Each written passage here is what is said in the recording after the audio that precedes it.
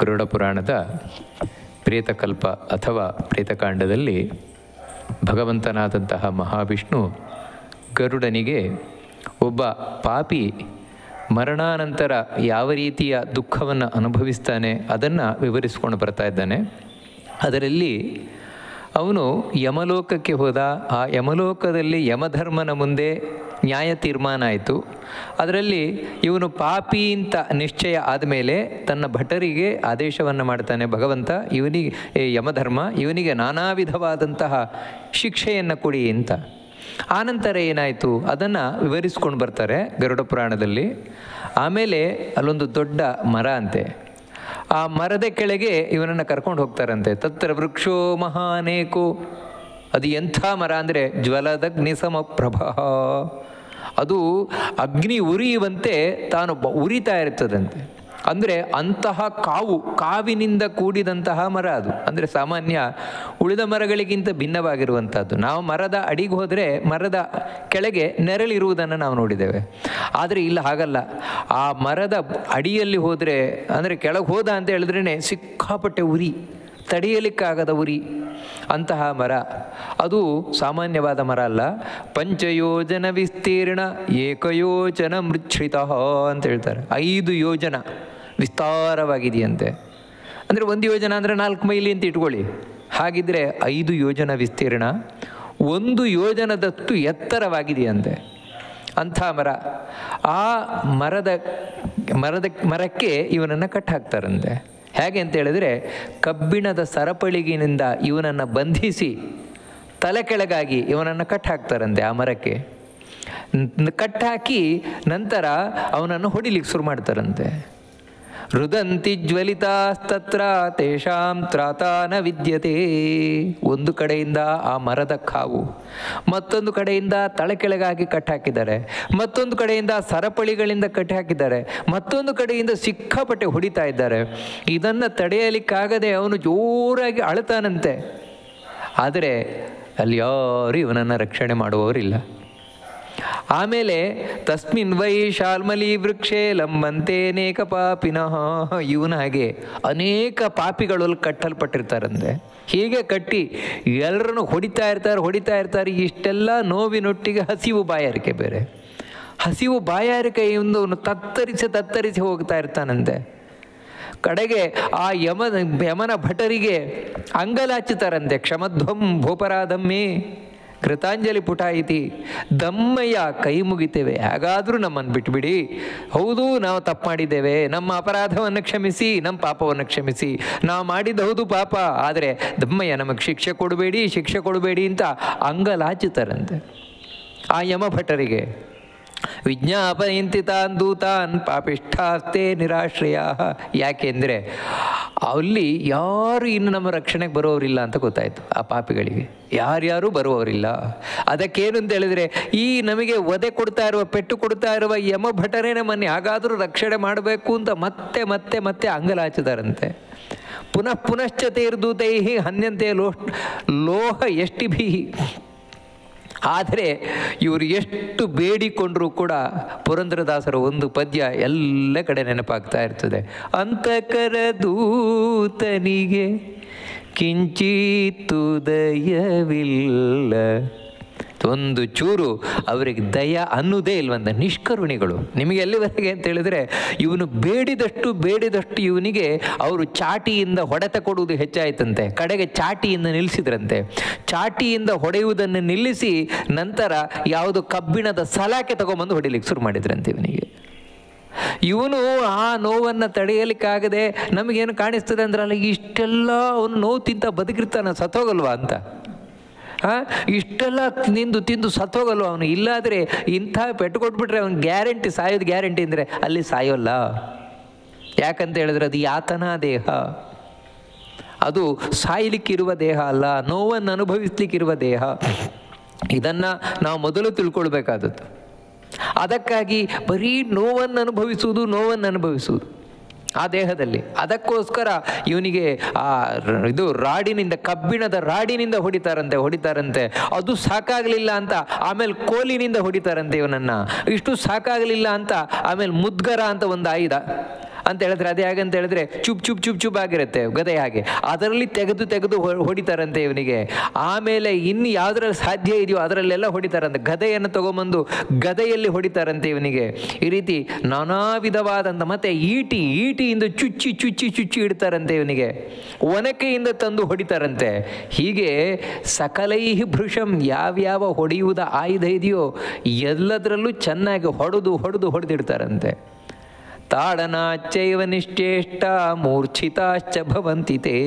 ಎಲ್ಲಿವರೆಗೆ ಅಂದರೆ ಆ ನೋವನ್ನು ತಾಳಲಾರದೆ ಮೂರ್ಛೆ ತಪ್ಪಿ ಹೋಗ್ತಾರಂತೆ. ಪಾಪ ಅಷ್ಟಾದರೂ ಸ್ವಲ್ಪ ವಿಶ್ರಾಂತಿ ಸಿಕ್ತಲ್ವ ನಮಗೆ ಕಾಣ್ಬೋದು. ಯಾಕಂತ ಹೇಳಿದರೆ ಅವಾಗಾದರೂ ಹೊಡೆತ ಕೊಡೋದು ನಿತ್ತೋಯ್ತಲ್ವ ಅಂತ ಹೇಳಿದರೆ ತಥಾ ನಿಶ್ಚೇಷ್ಟಿತಾನ್ ದೃಷ್ಟ ಕಿಂಕರಾಸ್ತೆ ವದಂತಿ. ಆದರೆ ನಿಶ್ಚೇಷ್ಟಿತರು ಮೂರ್ಛೆ ಹೋದವರು ಅಂತ ಹೇಳಿದರೆ ಇಲ್ಲಿ ಹಾಗೆ ಪ್ರಜ್ಞೆ ತಪ್ಪಿದವರಲ್ಲ. ಮತ್ತೇನು ಅಂತ ಹೇಳಿದರೆ ಅಲ್ಲಿ ಏನು ಮಾತಾಡಲಿಕ್ಕೂ ಆಗದಷ್ಟು ಶಕ್ತಿ ಇಲ್ಲದೆ ಆದವರು ಅಷ್ಟೇ. ಇಲ್ಲೇನು ಅಂತ ಹೇಳಿದ್ರೆ ಮೂರ್ಛೆ ತಪ್ಪಿದ ಅಂತ ಹೇಳಿದ್ರೆ ನೀವು ಹೊರಗಿಂದ ಒದೆ ಕೊಟ್ಟರು ಅವನಿಗೆ ಗೊತ್ತಾಗತ್ತಾ ಇಲ್ವೋ ನಮಗಂತೂ ಗೊತ್ತಾಗೋಲ್ಲ. ಅಲ್ಲಿ ಹಾಗಲ್ಲ, ಅಲ್ಲಿ ಕಣ್ಬಿಟ್ಟಿದ್ದಾನೆ, ನೋಡ್ತಾ ಇದ್ದಾನೆ, ಆದರೆ ಮಾತನಾಡುವ ಶಕ್ತಿಯೂ ಇಲ್ಲ. ಹಿಂದೆ ಮಾತಾಡ್ಲಿಕ್ಕಾದ್ರೂ ಮಾತಾಡ್ತಾ ಇದ್ದ, ಬೇಡ್ಕೊಳ್ತಾ ಇದ್ದ, ದಮ್ಮಯ್ಯ ಬಿಡಿ ನನ್ನನ್ನು ಕ್ಷಮಿಸಿ ಅಂತ. ಇವಾಗ ಅದು ಹೇಳಲಿಕ್ಕೂ ಶಕ್ತಿ ಇಲ್ಲ ಅಂತಾಯಿತು. ಆದರೆ ಹೇಳಿದ್ದು ಕೇಳತ್ತಲ್ವ. ಅದಕ್ಕೋಸ್ಕರ ಯಮಭಟರು ಹೇಳ್ತಾರಂತೆ ಅವಾಗ ಭೋ ಪಾಪಾಹ ದುರಾಚಾರಾಹ ಕಿಮರ್ಥಂ ದುಷ್ಟಚೇಷ್ಟಿತಂ. ಹೇ ಪಾಪಿಗಳೇ, ನಿಮ್ಮ ಪಾಪಕ್ಕೆ ಮೂಲ ಕಾರಣವೇ ದುರಾಚಾರ. ಇದನ್ನು ಹಿಂದೆಯೂ ನಾವು ಕೇಳಿದ್ವು, ಇಲ್ಲಿಯೂ ಕೂಡ ಹೇಳ್ತಾ ಇದ್ದಾರೆ ದುರಾಚಾರಿಗಳೇ. ಯಾಕಂದರೆ ಪಾಪಕ್ಕೆ ಮೂಲವೇ ದುರಾಚಾರ, ಅಂದರೆ ಕೆಟ್ಟ ನಡತೆ. ಅಂತಹ ಕೆಟ್ಟ ನಡೆಯತೆಯಿಂದ ಇಡೀ ಬದುಕನ್ನು ಬದುಕಿದವರು ದುರಾಚಾರಿಗಳೇ. ಅದರಿಂದಾಗಿ ಹೇಳುವುದು ಯಾವತ್ತೂ ಸದಾಚಾರವಂತನಾಗಿ ಬದುಕಬೇಕು. ನರಕದಿಂದ ಪಾರಾಗಬೇಕು ಅಂತ ಹೇಳಿದ್ರೆ ನಾವು ಸದಾಚಾರವಂತರಾಗಿ ಬದುಕುವುದು ಬಹಳ ಮುಖ್ಯವಾಗಿ ಬೇಕಾದಂದರೆ ನಮ್ಮ ನಡೆ ಸನ್ನಡತೆ ಅನ್ನುವುದು ಬಹಳ ಮುಖ್ಯವಾಗಿ ಬೇಕು. ಸುಳ್ಳು ಹೇಳುವಂಥದ್ದು, ಕಳ್ಳತನ ಮಾಡುವಂಥದ್ದು, ಕೊಲೆ ಮಾಡುವಂಥದ್ದು, ಹಿಂಸೆ ಇಂಥದ್ದೆಲ್ಲ ಏನಿದೆ ಗಲೀಜಾಗಿರುವಂಥದ್ದು, ಅಧರ್ಮದಲ್ಲಿ ನಡೆಯುವಂಥದ್ದು, ಇವೆಲ್ಲವೂ ಕೂಡ ದುರಾಚಾರಗಳೇ. ಇವೆಲ್ಲವೂ ಕೂಡ ನಮ್ಮನ್ನು ನರಕಕ್ಕೆ ತಗೊಂಡೋಗಾಗ್ತದೆ. ಉಳಿದದ್ದು ನೆಕ್ಸ್ಟ್. ಅದು ನಿಮಗೇನು ಅಂದರೆ ದುರಾಚಾರಿಯಾಗಿದ್ದವಾಗ ಏನೇ ಪುಣ್ಯ ಮಾಡಿದ್ರೆ ಪ್ರಯೋಜನ ಇಲ್ಲ. ಅದು ಮನಸ್ಸು ಶುದ್ಧವಾಗಿಲ್ಲದೆ ಕೆಟ್ಟ ಮನಸ್ಸಿನಿಂದ ನೀವೆಷ್ಟೇ ಪುಣ್ಯ ಕಾರ್ಯ ಮಾಡಿ, ಎಷ್ಟೇ ತೀರ್ಥಯಾತ್ರೆ ಮಾಡಿ, ಎಷ್ಟೇ ಪೂಜೆ ಮಾಡಿ ಏನು ಪುಣ್ಯ ಬರಲ್ಲ. ಆ ಕಾರಣದಿಂದ ಹೇಳ್ತಾ ಇರುವುದು, ದುರಾಚಾರಿಗಳೇ, ಯಾಕೆ ನೀವು ಪಾಪ ಮಾಡಿದಿರಿ? ಕೆಟ್ಟ ಕೆಲಸ ಮಾಡಿದ್ಯಾಕೆ? ಮಾಡಿದ್ದನ್ನು ಅನುಭವಿಸ್ಬೇಕಲ್ವ ಇವಾಗ. ಯಾಕೆ ಅಂತ ಹೇಳಿದ್ರೆ ಮನುಷ್ಯ ಜನ್ಮದಲ್ಲಿ ಪಾಪ ಮಾಡುವುದಲ್ಲ, ಪುಣ್ಯ ಮಾಡುವುದು ಎಷ್ಟು ಸುಲಭ ಇದೆ ಗೊತ್ತುಂಟ. ಅವ್ರು ಹೇಳ್ತಾರೆ ಸುಲಭಾನಿ ನ ದತ್ತಾನಿ ಜಲಾನ್ಯನ್ಯಾನ್ಯಪಿ ಕ್ವಚಿತ್ ಗ್ರಾಸಾರ್ಧಮಪಿ ನೋ ದತ್ತಂ ನ ಶ್ವವಾಯಸಯೋರ್ಬಲಿಂ. ಅಲ್ಲಯ್ಯ, ಏನು ಬೇಡ, ಒಂಚೂರು ನೀರು ಅನ್ನ ಯಾರಿಗಾದರೂ ಕೊಡ್ಬೋದಿತ್ತಲ್ವ ಬದುಕಿದ್ದಾಗ. ಅಂದರೆ ಇಷ್ಟು ಮಾಡಿದ್ರೆ ಸಾಕಿತ್ತಲ್ವ, ಅದೂ ಮಾಡಲಿಲ್ಲ. ಮತ್ತೇನಂದರೆ ಸ್ವಾರ್ಥಿ, ಬರೀ ತಾನು ಬೇಯಿಸೋದು ತಿನ್ನೋದು, ತನಗೆ ಸ್ವಾರ್ಥಿ, ಸೆಲ್ಫಿಶ್ನೆಸ್. ಈ ನರಕದಲ್ಲಿ ಒದ್ದಾಡುವ ಪಾಪಿಗಳೆಲ್ಲವೂ ಕೂಡ ಸ್ವಾರ್ಥಿಗಳೇ, ಅವುಗಳು ಸೆಲ್ಫಿಶ್ಗಳೇವು. ಜಗತ್ತಿಗೂ ಉಪಕಾರ ಇಲ್ಲ, ದೇವರಿಗೂ ಸೇವೆ ಇಲ್ಲ, ಆ ರೀತಿ ಬದುಕಿದ ಮಂದಿ. ಅದಕ್ಕೆ ಹೇಳ್ತಾರೆ, ಒಂದು ಚೂರು ನೀರು ಕೊಟ್ಟಿದ್ರೆ, ಒಂಚೂರು ಅನ್ನ ಕೊಟ್ಟಿದ್ರೆ ನಿಮ್ಗೆ ಈ ಪರಿಸ್ಥಿತಿ ಬರ್ತಾ ಇತ್ತಾ? ಅದು ಕೂಡ ಕೊಡಲಿಲ್ವಲ್ಲ. ಬೇಡ, ಗ್ರಾಸಾರ್ಧಮಪಿ ನೋದತ್ತಂ, ಒಂದು ಮುಷ್ಟಿಯ ಅರ್ಧ ಮುಷ್ಟಿ ಆದರೂ ಕೊಡ್ಬೋದಿತ್ತಲ್ವ. ಬೇಡ, ಮನುಷ್ಯರು ಇಲ್ಲರಿ, ಯಾರು ಬರಲ್ಲ, ನಮ್ಮ ಹತ್ರ ಯಾರು ಬರಲ್ಲ ಅಂತ ಹೇಳಿದ್ರೆ, ಅಲ್ಲ ಬೇಡಯ್ಯ, ಒಂದು ಕಾಗೆಗೊಂದು ಬಲಿ ಆದರೂ ಹಾಕ್ಬೋದಿತ್ತಲ್ವ, ಕಾಕ ಬಲಿ. ಆ ಕಾಗೆಗೊಂದೊಂದು ಆಹಾರ ಹಾಕುವುದು, ಅಥವಾ ಯಾವುದೊಂದು ಪಕ್ಷಿಗಾದರೂ ಒಂಚೂರು ಆಹಾರ ಹಾಕ್ಬೋದಿತ್ತಲ್ವ, ಅದು ಕೂಡ ನೀನು ಹಾಕ್ಲಿಲ್ವಲ್ಲ ಅಂತ ಹೇಳ್ತಾರೆ. ನಮಸ್ಕೃತಾನಾತಿಥಯೋ ನ ಕೃತಂ ಪಿತೃತರ್ಪಣಂ. ಮನೆಗೆ ಬಂದ ಅತಿಥಿಗಳ ಸತ್ಕಾರವನ್ನು ಮಾಡಲಿಲ್ಲ. ಪಾಪ ಯಾರೋ ಮಧ್ಯಾಹ್ನದ ಹೊತ್ತಿಗೆ ಮನೆಗೆ ಬಂದರು. ಮಧ್ಯಾಹ್ನ ಬಂದಿದ್ದಾರೆ ಅಂದರೆ ಸಾಮಾನ್ಯ ಹಸಿದೇ ಇರ್ತಾರಲ್ವಾ. ಮನೆಗೆ ಬಂದರು ಅಂತ ಹೇಳಿದ್ರೇ ಸಿಟ್ಟು. ಮಧ್ಯಾಹ್ನವೇ ಬರಬೇಕು ಅವರಿಗೆ, ಆಮೇಲೆ ಬರಲಿಕ್ಕಾಗಲ್ವಾ? ನಮ್ಮ ಊಟ ಟೈಮಿಗೆ ಕರೆಕ್ಟಾಗಿ ಬಂದುಬಿಡ್ತಾರೆ. ಏನು ನಾವೆಲ್ಲ ಊಟ ಹಾಕ್ಬಿಡ್ತೇವೋ ಏನೋ ಅಂತ. ಅಂದರೆ ಊಟಕ್ಕೆ ಬಂದರು ಅಂತ ಇವನಿಗೆ ಸಿಟ್ಟು. ನಿಜವಾಗ್ಲೂ ಮಧ್ಯಾಹ್ನದೊತ್ತಿಗೆ ಯಾರಾದರೂ ಬಂದರು ಅಂದರೆ ಖುಷಿ ಪಡಬೇಕಾದದ್ದು. ಅಯ್ಯೋ ದೇವರೇ ನಮ್ಮ ಪಾಲಿಗೆ ಅತಿಥಿಗಳನ್ನು ಕಳಿಸ್ಕೊಟ್ಟಿದ್ದಾರೆ. ಯಾಕಂದರೆ ಅತಿಥಿ ಅಭ್ಯಾಗತ ಅಂತ ವ್ಯತ್ಯಾಸ ಇದೆ. ಅತಿಥಿ ಅಂತ ಹೇಳಿದ್ರೆ ಹೇಳದೆ ಮಧ್ಯಾಹ್ನದ ಹೊತ್ತಿಗೆ ಯಾರು ಬರ್ತಾನೋ ಅವನ ಅತಿಥಿ. ನಾವು ಹೇಳಿ ನೋಡಿ, ನೀವು ನಮ್ಮನೇಲಿ ಕಾರ್ಯಕ್ರಮ ಇದೆ, ನೀವು ಬರಬೇಕು ಅಂತ ಹೇಳುವವರು ಅಭ್ಯಾಗತರು ಅಂತ ಕರೀತಾರೆ ಅವರನ್ನು. ಇವರು ಅತಿಥಿ ತಾವಾಗ ಬಂದಿದ್ದಾರೆ, ಪಾಪ ಹಸಿವಾಗಿದೆ, ಊಟದ ಅವಶ್ಯಕತೆ ಇದೆ, ಒಳ್ಳೆಯವರಾಗಿದ್ದಾರೆ ನೋಡಿ, ಅಂಥವರಿಗೆ ಊಟ ಹಾಕಿ ಕಳಿಸ್ಬೇಕು. ಅಲ್ಲ, ನಾವು ಮಾಡಿರೋದು ನಮ್ಮಿಬ್ಬರಿಗೆ ಮಾಡಿರ್ತೇವೆ, ಅವರೊಬ್ಬರು ಬಂದುಬಿಟ್ರು ಅಂತ ಹೇಳಿದ್ರೆ ಮತ್ತೆ ಎಲ್ಲಿಗೆ ಹೋಗೋದು? ಮತ್ತೆ ಬೇಯಿಸಿ ಅನ್ನವನ್ನು, ತಪ್ಪೇನಿಲ್ಲ.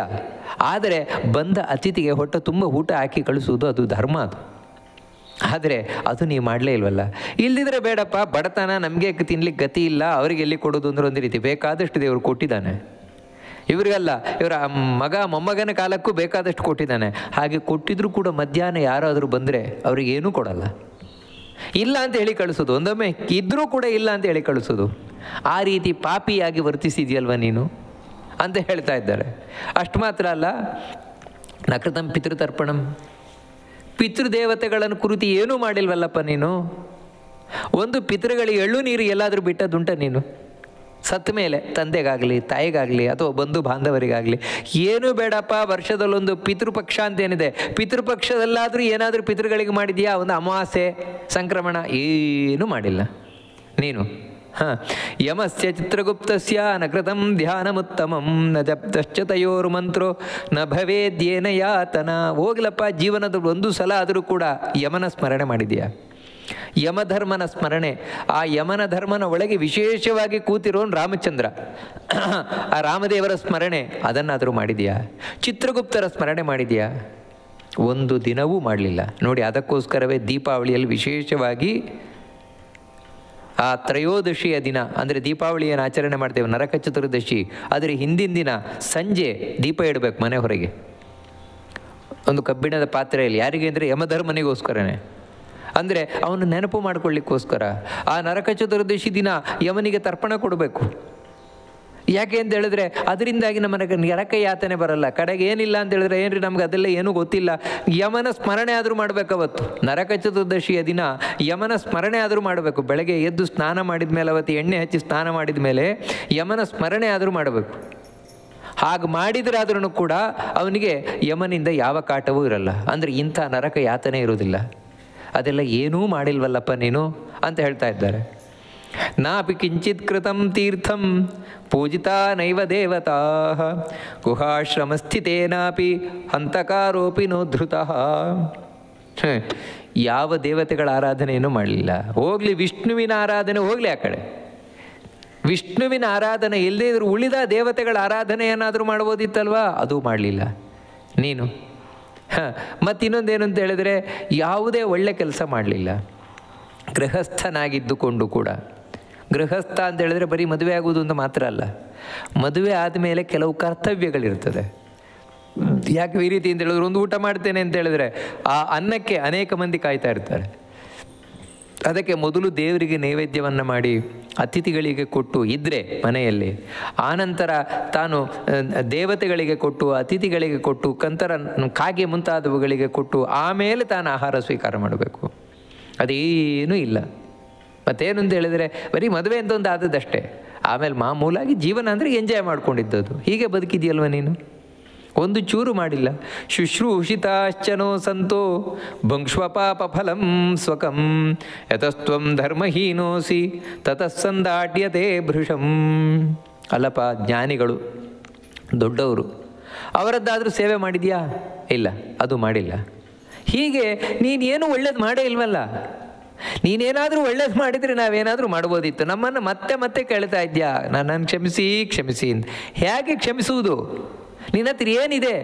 ನೀನು ಏನು ಮಾಡೇ ಇಲ್ವಲ್ಲ. ಯತಸ್ತ್ವಂ ಧರ್ಮಹೀನೋಸಿ, ನೀನು ಧರ್ಮವೇ ಇಲ್ಲದೆ ಇರುವ ಅಧಾರ್ಮಿಕ ನೀನು.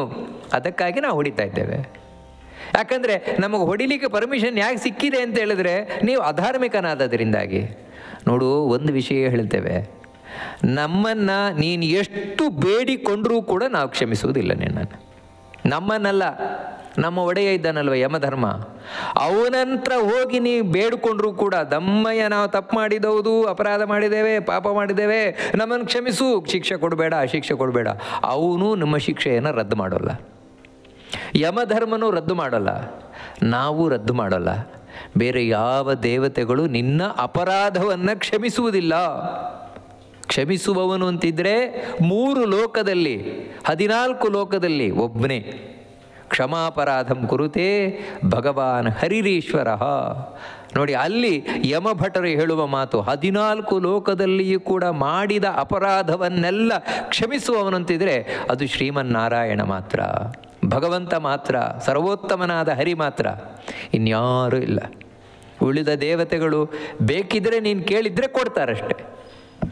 ಕೇಳಿದ್ದನ್ನು ಕೊಡಲಿಕ್ಕೆ ಬೇರೆ ದೇವತೆಗಳಿದ್ದಾರೆ ಹೊರತು ನೀನು ಮಾಡಿದ ತಪ್ಪನ್ನು ಪಾಪವನ್ನು ಅಳಿಸಿ ಹಾಕಲಿಕ್ಕೆ ಯಾರೂ ಇಲ್ಲ. ಅದು ವಿಷ್ಣು ಮಾತ್ರ ಇರುವಂಥದ್ದು. ಚೋರನೆಂದೆನದೆ ಚಿತ್ತದಲ್ಲಿ ಜಾರನೆಂದು ಎಣಿಸದೆ ಸ್ಮರಣೆ ಮಾತ್ರದೀ ಇದು ಹೇಳುವಂಥದ್ದು. ಆ ಭಗವಂತನನ್ನು ನಾರಾಯಣ, ಕೃಷ್ಣ, ಗೋವಿಂದ ಅಂತ ಕರೆದ್ರೆ ನಮ್ಮ ಪಾಪವನ್ನು ಮನ್ನಿಸ್ತಾನಂತೆ. ಉಳಿದ ಯಾರಿಗೂ ಸಾಧ್ಯ ಇಲ್ಲ. ನೋಡಿ, ಇಷ್ಟು ಹೇಳ್ತಾರೆ ಆ ಯಮಭಟರಲ್ಲಿ. ವಯಂತು ಸಾಪರಾಧಾನಾಂ ದಂಡದಾಹಿ ತದಾಜ್ಞೆ. ನಾವಂತೂ ಇಷ್ಟೇ, ಅವನ ಆಜ್ಞೆಯಂತೆ. ಅಂದರೆ ಯಮನ ಆಜ್ಞೆಯಂತಲ್ಲ, ಸ್ಪಷ್ಟ ಹೇಳ್ತಾ ಇರೋದು. ಯಮನ ಒಳಗಿರುವ ವಿಷ್ಣುವಿನ ಆಜ್ಞೆಯಿಂದ ನಾವಿಲ್ಲಿ ಶಿಕ್ಷೆ ಕೊಡ್ತಾ ಇರೋದು. ಅದಕ್ಕೋಸ್ಕರ ನಿನ್ನ ಅಪರಾಧವನ್ನು ಕ್ಷಮಿಸುವವನಿದ್ರೆ ನಾರಾಯಣ ಮಾತ್ರ. ಹೌದಾ? ಅವನ ಹತ್ರ ಯಾಕೆ ಹೋಗುದು ನಾವು? ಹೋಗೋದು ಬೇಕಾಗಿಲ್ಲ. ಬಾಯಲ್ಲಿ ನಾರಾಯಣ, ಕೃಷ್ಣ, ಗೋವಿಂದ ಅಂತ ಹೇಳು ಸಾಕು. ನೀನು ಬದುಕಿದ್ದಾಗ ಒಂದ್ಸಲ ಹೇಳಿದ್ರೆ ಇಲ್ಲಿಗೆ ಬರ್ತಾ ಇರಲಿಲ್ಲ. ಹೇಳದೇ ಇದ್ದದ್ರಿಂದಲೇ ಇಲ್ಲಿಗೆ ಬಂದಿದ್ಯಾ? ಇಷ್ಟು ಹೇಳಿದ್ರು ಆ ಪಾಪಿ ಬಾಯಿಂದ ಬರಲ್ಲ. ನೋಡಿ, ಆಶ್ಚರ್ಯ ಏನಂದರೆ ಇಷ್ಟು ಅವರು ಕ್ಲೂ ಕೊಟ್ಟರು ಅವನಿಗೆ. ನೋಡಪ್ಪ, ನಿನ್ನ ಅಪರಾಧ ಕ್ಷಮಿಸುವ ನಾರಾಯಣ ಇದ್ದಾನೆ, ಅವನು ಸ್ಮರಣೆ ಮಾಡು ಅಂತ. ಹಾಗಿದ್ರೂ ಅವ್ರ ಬಾಯಲ್ಲಿ ಬರಲ್ಲ ನಾರಾಯಣ ಅಂತ, ಕೃಷ್ಣ, ಗೋವಿಂದ ಅಂತ ಬರಲ್ಲ. ಮತ್ತೇನೆಂದರೆ ಮತ್ತೆ ಯಮಭಟರಿಗೆ ಕಾಲಿಡ್ಕೊಳ್ತಾರೆ. ದಮ್ಮಯ್ಯ ನಮ್ಮನ್ನು ಕ್ಷಮಿಸಿ ಕ್ಷಮಿಸಿ ಅಂತ. ಅವರು ಬಿಡಲ್ಲ, ಇವರು ನಾರಾಯಣನ ಸ್ಮರಿಸಲ್ಲ. ನೋಡಿ, ಇದೇ ಕಥೆ ಬರ್ತದೆ ಪುರಾಣಗಳಲ್ಲಿ. ನಾರದರು ಒಮ್ಮೆ ನರಕದ ಯಾತನೆಯನ್ನು ನೋಡಲಿಕ್ಕೆ ನರಕಕ್ಕೆ ಹೋದ್ರಂತೆ. ಅಲ್ಲಿ ಪಾಪಿಗಳು ಅನುಭವಿಸುವ ಯಾತನವನ್ನು ತಡೆಯಲಿಕ್ಕಾಗದೆ ಅವರು ನಾರಾಯಣ ನಾರಾಯಣ ನಾರಾಯಣ ಅಂತ ದೇವರ ಸ್ಮರಣೆಯನ್ನು ಮಾಡಿದ್ರಂತೆ. ಆ ನಾರಾಯಣನ ಸ್ಮರಣೆಯನ್ನು ಕೇಳಿದ ಕೂಡಲೇ ಆ ಪಾಪಿಗಳು ಯಾರ್ಯಾರು ಕಿವಿಗೆ ಬಿತ್ತೋ ಅವರೆಲ್ಲ ಪಾಪದಿಂದ ಮುಕ್ತರಾದ್ರಂತೆ. ಅಂದರೆ ಆ ಭಗವಂತನ ನಾಮಸ್ಮರಣೆಗೆ ಅಷ್ಟು ಶಕ್ತಿ ಇದೆ. ಇದೇ ಧರ್ಮ ಹೇಳ್ತಾನೆ, ನಾರಾಯಣೇತಿ ಮಂತ್ರೋಸ್ತಿ ಭಾಗಸ್ತಿ ವಶವರ್ತಿನಿ ತಥಾಪಿ ನರಕೆ ಘೋರೆ ಪತಂತಿ ತೇತದದ್ಭುತಂ ಅಂತ ಯಮಧರ್ಮ ಹೇಳುವ ಮಾತು ಅಲ್ಲ, ನಾರಾಯಣ ಅಂತ ಶಬ್ದ ಇದೆ. ನಾಲಿಗೆ ಹೇಳಿದಾಗೆ ಕೇಳುತ್ತೆ. ಹಾಗಿದ್ರೂ ಕೂಡ ಯಾಕಪ್ಪ ಜನ ನರಕಕ್ಕೆ ಹೀಗೆ ಲೈನ್ ಹಿಡಿದು ಬರ್ತಾರೆ, ಸಾಲು ಹಿಡಿದು ಬರ್ತಾರೆ, ನನಗೆ ಅರ್ಥ ಆಗ್ತಾ ಇಲ್ಲ ಅಂತ. ಯಾಕಂದರೆ ಪಾಪಿಗಳ ಬಾಯಲ್ಲಿ ನಾರಾಯಣ, ಕೃಷ್ಣ, ಗೋವಿಂದ ಅಂತ ಬರುವುದಿಲ್ಲ. ಯಾಕಂದರೆ ಅದಕ್ಕೆ ಪುಣ್ಯ ಬೇಕು. ಈ ರೀತಿ ಹೇಳಿ ಮತ್ತೆ ಮತ್ತೆ ಹೊಡಿತಾರಂತೆ ಆ ಪಾಪಿಗಳಿಗೆ ಈ ಯಮಭಟರು. ಏವ ಮುಕ್ತ್ವಾ ತುತೇ ದೂತ ನಿರ್ದಯಂ ತಾಡಯಂತಿ ತಾನ್ ಜ್ವಲದಂಗಾರ ಸದೃಶಾಃ ಪತಿತಾಸ್ತಾಡನಾದಧಃ. ಆಮೇಲೆ ಎಷ್ಟಾಯಿತು ಅಂತೇಳಿದರೆ ಇವರು ಒಂದು ಕಡೆಯಿಂದ ಆ ಸೆಕೆ ಅಂದರೆ ಆ ಕಾವಿಗೆ ಎಲ್ಲದಕ್ಕೂ ಕೆಂಪಗಾಗೋಗಿದ್ದಾರಂತೆ. ಕೆಂಪಗಾದ್ಮೇಲೆ ಅವರನ್ನು ಅಲ್ಲಿಂದ ತೆಗೆದು ಕೆಳಗೆ ಹಾಕ್ತಾರಂತೆ, ನೆಲದ ಮೇಲೆ ಹಾಕ್ತಾರಂತೆ. ಪತನ ತಸ್ಯ ಪತ್ರೈಶ್ಚ ಗಾತ್ರಚ್ಛೇದೋ ಭವೇತ್ ತತಃ. ಅಲ್ಲಿ ಮುಗಿತಾ, ಹಬ್ಬ ಇದೊಂದು ಕಷ್ಟ ಮುಗೀತು ಅಂದರೆ ಇನ್ನೊಂದು ಕಷ್ಟ ಶುರುವಾಯಿತು. ನೋಡಿ, ನರಕ ಅಂದರೆ ಹಾಗೆ ಹೇಳೋದು. ಸುಖದ ಲವಲೇಶವು ನಿಮಗೆ ಸಿಗಲಿಕ್ಕೆ ಸಾಧ್ಯವೇ ಇಲ್ಲ ಅಲ್ಲಿ. ಆ ರೀತಿ ಕಷ್ಟವೇ ಕಷ್ಟ. ಅಲ್ಲಿ ಬಿದ್ದು ಕೂಡಲೇ ಆ ಮರದ ಎಲೆಗಳು ಒಂದೊಂದೇ ಬೀಳಲಿಕ್ಕೆ ಶುರುವಾಯಿತು ಇವನ ಮೇಲೆ. ಅದು ಹಸಿಪತ್ರವನ ಅಂತ ಹೇಳಿದ್ರೆ ಆ ಮರ, ಅದರಲ್ಲಿರುವುದು ಎಲೆ ಅಲ್ಲ, ಮತ್ತು ಒಂದೊಂದೇ ಕತ್ತಿಗಳು. ಆ ಕತ್ತಿಗಳು ಇವನ ಮೇಲೆ ಬೀಳಲಿಕ್ಕೆ ಶುರುವಾಯಿತು. ಇವನ ಮೇಲೆ ಬಿದ್ದು ಇವನ ದೇಹವನ್ನೆಲ್ಲ ಛಿದ್ರ ಮಾಡಾಕ್ತಾವಂತೆ. ಇವನಾನು ತಾನಧಪ್ಪತಿ ತಾನು ಶ್ವಾನೋ ಭಕ್ಷಯಂತಿ ರುದಂತಿತೆ. ಅಷ್ಟು ಮಾತ್ರ ಅಲ್ಲ, ಕೆಳಗೆ ಯಾವಾಗ ಇವನ ದೇಹ ಬಿದ್ದು ಕೂಡಲೇ ನಾಯಿಗಳು ಬರ್ತಾವಂತೆ. ನಾಯಿಗಳು ಬಂದು ಅವುಗಳು ಕಚ್ಚಿ ತಿನ್ಲಿಕ್ಕೆ ಶುರು ಮಾಡ್ತಾವಂತೆ. ಅಲ್ರಿ, ಅಷ್ಟು ನಾಯಿಗಳು ತಿಂದ ಮೇಲೆ ಮತ್ತೇನಿದೆ ಇವನ ದೇಹದಲ್ಲಿ? ಮಾಂಸವೇ ಇಲ್ವಲ್ವ? ಆಮೇಲೆ ಸತ್ತೇ ಹೋದ ಅಂತ ಹೇಳಿದ್ರೆ ಸಾಯಲ್ಲ. ಯಾವ ದೇಹ ಅದೇ ಹೇಳೋದು. ಮಾಂಸ ಹೋಗತ್ತೆ, ಆದರೆ ಮಾಂಸ ಕೀಳಬೇಕಾದ್ರೆ ಇಲ್ಲಿ ನಾವು ಮಾಂಸ ಕೀಳಬೇಕಾದ್ರೆ ಎಷ್ಟು ನೋವಾಗತ್ತೆ ಅಷ್ಟು ನೋವಾಗತ್ತೆ. ಆದರೆ ಆ ಜಾಗದಲ್ಲಿ ಮಾಂಸ ಮತ್ತಿದ್ದೇ ಇರುತ್ತೆ, ಮತ್ತೆ ಕೀಳ್ಲಿಕ್ಕೆ ಬೇಕಲ್ವ? ಈ ರೀತಿ ಆ ನಾಯಿಗಳು ಇವನ ಮಾಂಸವನ್ನು, ಯಾಕಂದರೆ ಮೈ ತುಂಬ ನೋವಿನಿಂದ ಮೊದಲೇ ಒದ್ದಾಡ್ತಾ ಇದ್ದಾನೆ. ಅದರಿಂದ ನಾಯಿಗಳು ಇನ್ನು ಕಚ್ಚಿ ಎಳೆದು ತಿಂತಾ ಇದ್ರೆ ಇವನು ಗೊಳೋ ಅಂತ ಅಲ್ಲಿ ಬೊಬ್ಬೆ ಹೊಡಿತಾನಂತೆ. ರುದಂತಸ್ತೆ ತಥೋರ್ದೂತೈಃ ಮುಖಮಃ ಪೂರ್ಯ ರೇಣುಭಿಃ ನಿಬಧ್ಯ ವಿವಿಧೈ ಪಾಶೈಃ ಹನ್ಯಂತೆ ಕೇಪಿ ಮುದ್ಗರೈಃ. ಇವನು ಆ ನೋವನ್ನು ತಾಳಲಾರದ ಅಯ್ಯೋ ಅಂತ ಬಾಯಿ ತೆಗೆದು ಇವನು ಕೂಗುತ್ತಾ ಇದ್ದರೆ ಆ ಬಾಯಿಗೆ ಅಲ್ಲೇ ಇರುವಂಥ ಬಿಸಿ ಬಿಸಿ ಬಿಸಿಯಾದ ಮರಳನ್ನು ತುಂಬಿಸಿಬಿಡ್ತಾರಂತೆ. ಆ ಬಾಯಿಗೆ ತುರುಕುತ್ತಾರಂತೆ ಮರಳನ್ನು, ಪಾಪಿ ತಗೋ ನಿನಗೆ ಅಂತ. ಯಾಕೆ ಅಂತ ಹೇಳಿದರೆ, ಲೋಕದಲ್ಲಿ ಒಂದು ಚೂರು ಧರ್ಮ ಮಾಡಿದವನು, ಪುಣ್ಯ ಮಾಡಿದವನು ನೀನು, ನಿನಗ್ಯಾಕೆ ದಯ ತೋರಿಸ್ಬೇಕು ಅಂತ. ಅಷ್ಟು ಸಾಕಾಗಲಿಲ್ಲ ಅಂತ ಮತ್ತೆ ಅವನನ್ನು ಕಟ್ಟಾಕಿ ಹೊಡಿತಾರಂತೆ ಕೆಳಗೆ. ನಿಬಧ್ಯ ವಿವಿಧೈ ಪಾಶೈಃ ಹನ್ಯಂತೆ ಕೇಪಿ ಮುದ್ಗರೈಃ. ಕೆಲವರನ್ನು ಎಲ್ಲಿವರೆಗೆ ಅಂತ ಹೇಳಿದರೆ ಮುದ್ಗರ ಆಯ್ದ ಅಂತ ಅದರಿಂದ ಹೊಡಿತಾರಂತೆ, ನಾನಾ ವಿಧವಾದ ಹಗ್ಗದಿಂದ ಕಟ್ಟಾಕಿ. ಇನ್ನು ಕಾ ಪಾಪಿನಕ್ಕೇಪಿ ಬಿದ್ಯಂತೆ ಕ್ರಕಚೈ ಕಾಷ್ಟವದ್ವಿಧ. ಇನ್ನು ಕೆಲವು ಪಾಪಿಗಳನ್ನು ಗರಗಸದಿಂದ ಮರವನ್ನು ತುಂಡು ಮಾಡಿದಾಗಿ ಕಟ್ ಮಾಡ್ತಾರಂತೆ. ಗರಗಸದಿಂದ ಮಧ್ಯದಲ್ಲೇ ಗರ ಗರ ಗರ ಗರ ಅಂತ ಅವನನ್ನು ತುಂಡು ತುಂಡು ತುಂಬೋಣ ಮಾಡಿ ಹಾಕ್ತಾರಂತೆ. ಅಲ್ಲಿ ಮುಗಿತಲ್ವ, ಮತ್ತೆ ಕುಡ್ಕೊಳ್ತಾನೆ ಅವನು. ಅದ್ರ ಮುಗಿಲಿಲ್ಲ, ನೋವು ಮಾತ್ರ. ಆಮೇಲೆ ಮತ್ತೆ ಕುಡ್ಕೊಂಡ, ಆಮೇಲೆ ಅವನನ್ನು ಗರಗಸದಿಂದ ತುಂಡು ತುಂಡು ಮಾಡಾಕ್ತಾರಂತೆ. ಇನ್ನು ಕೆಲವರನ್ನು ಕ್ಷಿಪ್ತ್ವಾ ಚಾನ್ಯೇ ಧರಾ ಪೃಷ್ಠೆ ಕುಠಾರೆ ಖಂಡಶಕೃತ. ಇನ್ನು ಕೆಲವರನ್ನು ಕೆಳಗೆ ಹಾಕಿ ಕೊಡ್ಲಿಯಿಂದ ಕಟ್ಟಿಗೆ ಕಡಿತಾರಲ್ವ, ಆ ರೀತಿ ಕಡಿತಾರಂತೆ. ಕೊಡ್ಲಿಕ್ಕಿಂದ ಕಟ್ಟಿಗೆಯನ್ನು ಕಡದಾಗಿ ಕಡಿತಾರಂತೆ. ಅರ್ಧಂ ಖಾತ್ವಾ ವಟೆ ಕೇಚಿತ್ ಭಿದ್ಯಂತೆ ಮೂರ್ಧ್ನಿ ಸಾಯಕೈಹಿ. ಇನ್ನು ಕೆಲವರನ್ನು ಗುಂಡಿ ತೋಡಿ ಅರ್ಧ ಹೂಳ್ತಾರಂತೆ. ಅರ್ಧ ಹೂಳ್ತು ಇನ್ನು ಅರ್ಧ ಇರ್ತದಲ್ವ, ಅದಕ್ಕೆ ಬಾಣದಿಂದ ಅದರಿಂದ ಸಿಕ್ಕಾಪಟ್ಟೆ ಹೊಡೆದು ಹೊಡೆದು ಹೊಡೆದು ಹೊಡೆದು ಇಡ್ತಾರಂತೆ. ತಲೆ, ಕೈ, ಮೂಗು, ಬಾಯಿ ಎಲ್ಲದಕ್ಕೂ ಹೊಡೆದು ಹೊಡೆದು ಇಡ್ತಾರಂತೆ. ಅಪರೇ ಯಂತ್ರ ಮಧ್ಯಸ್ಥ ಪೇಡ್ಯಂತೆ ಚೇಕ್ಷುದಂಡವತು. ಇನ್ನು ಕೆಲವರಂತನೂ ಕೂಡ ನಾವು ಕಬ್ಬಿನ ರಸ ತೆಗೆದು ನೋಡಿದ್ದೇವಲ್ವ, ಕಬ್ಬಿನ ಹಾಲು, ಆ ರೀತಿ ಎರಡು ಯಂತ್ರದ ಅಂದರೆ ಎರಡು ತಿರುಗುತ್ತಾ ಇರ್ತದೆ ಗಾಣದ್ದಾಗೆ, ಅದರ ಮಧ್ಯದಲ್ಲಿ ಇವನನ್ನು ಹಾಕ್ತಾರಂತೆ. ಇವನು ಈ ಕಡೆ ಬರಬೇಕಾದ್ರೆ ರಸ ಎಲ್ಲ ಹೋಗಿ ಯಾವ ರೀತಿ ಕಬ್ಬಿನ ರಸ ಹೋಗಿ ಬರೀ ಅದರದ್ದು ಇದು ಬಂದಿರ್ತದಲ್ವ, ಆ ರೀತಿ ಈ ಕಡೆ ಬರಬೇಕಾದ್ರೆ ಅಂದರೆ ಆ ರೀತಿ ಸಂಪೂರ್ಣ ಹಿಂಡಲ್ಪಡ್ತಾನೆ ಇವನು ಈ ಕಡೆ ಬರಬೇಕಾದ್ರೆ. ಅಲ್ಲಿ ಮುಗಿತಾ ಅಂದರೆ ಮತ್ತೆ ಈ ಕಡೆ ಬಂದಮೇಲೆ ಮತ್ತೆ ದಪ್ಪಾದ, ಆಮೇಲೆ ಮತ್ತೆ ಈ ಕಡೆಯಿಂದ ಹಾಕ್ತಾರೆ ಅವನನ್ನು, ಮತ್ತೆ ಹೀಗೆ ಕಬ್ಬಿನ ರಸ ತೆಗೆದಾಗಿ ಇವನಲ್ಲಿ. ಅಂದರೆ ಆ ನೋವು ಮಾತ್ರ ಎಲ್ಲಿವರೆಗೆ ಅಂದ್ರೆ ಆ ಮಿಷನ್ನಿನ ಮಧ್ಯೆ ನಮ್ಮ ಬೆರಳು ಎಲ್ಲಾದರೂ ಸಿಕ್ಕಾಕೊಂಡ್ರೂ ಕೂಡ ನೋವು ತಡ್ಕೊಳ್ಳಿಕ್ಕಾಗೋಲ್ಲ ನಮಗೆ. ಇನ್ನು ಇವನನ್ನೇ ಅದರಲ್ಲಿ ಸಾಗಿಸಿಬಿಟ್ರೆ. ಇನ್ನು ಕೆಲವರಂತೂ ಕೂಡ ಕೇಚಿತ್ ಪ್ರಜ್ವಲಮಾನೈಸ್ತು ಸಾಂಗಾರೇ ಪರಿತೋ ಭೃಷಂ ಉಲ್ಮುಖೈರ್ವೇಷ್ಟ ಇತ್ವಾಥ ಧ್ಮಾಯಂತೆ ಲೋಹಪಿಂಡವತ್. ಯಾರಾದರೂ ಈ ಬೆಳ್ಳಿ ಬಂಗಾರ ಕರಗಿಸುವುದು ನೋಡಿದರೆ ಗೊತ್ತಾಗುತ್ತೆ. ಈ ಬೆಳ್ಳಿ ಬಂಗಾರ ಮುಂತಾದವುಗಳನ್ನು ಕರಗಿಸುವುದು ಹೇಗೆ ಅಂತ ಹೇಳಿದ್ರೆ, ಒಂದು ಪಾತ್ರೆಗೆ ಅದರದ್ದೊಂದು ವಿಶಿಷ್ಟವಾದ ಪಾತ್ರೆ ಇರ್ತದೆ, ಅದಕ್ಕೆ ಹಾಕಿ ಆ ಬೆಳ್ಳಿ ಬಂಗಾರನೆಲ್ಲ ಅದಕ್ಕೆ ಮೇಲಿಂದ ಮುಚ್ಚುತ್ತಾರೆ. ಮುಚ್ಚಿ ಅದರ ಸುತ್ತ ಈ ಕೆಂಡ, ಬಿಸಿ ಬಿಸಿಯಾದ ಕೆಂಡವನ್ನು ಹಾಕಿ ಅದರ ಮೇಲೂ ಕೆಂಡ ಹಾಕ್ತಾರೆ. ಸಂಪೂರ್ಣ ಎಲ್ಲ ಕಡೆ ಅದನ್ನು ಕೆಂಡದಿಂದ ಮುಚ್ಚಿ ಆಮೇಲೆ ಅದಕ್ಕೆ ಜೋರಾಗಿ ಗಾಳಿ ಹಾಕ್ತಾರೆ. ಗಾಳಿ ಹಾಕಿದಾಗ ಅದು ಜೋರಾಗಿ ಚೆನ್ನಾಗಿ ಉರಿತದೆ, ಕೆಂಪಗೆ ಉರಿದು ಆವಾಗ ಆ ಒಳಗಿದ್ದಂತಹ ಬೆಳ್ಳಿಯೋ ಬಂಗಾರವೋ ಕರಗುತ್ತದೆ. ಇವನನ್ನು ಹಾಗೆ ಎಲ್ಲ ಕೆಂಡದ ಮಧ್ಯೆ ಇಡ್ತಾರಂತೆ.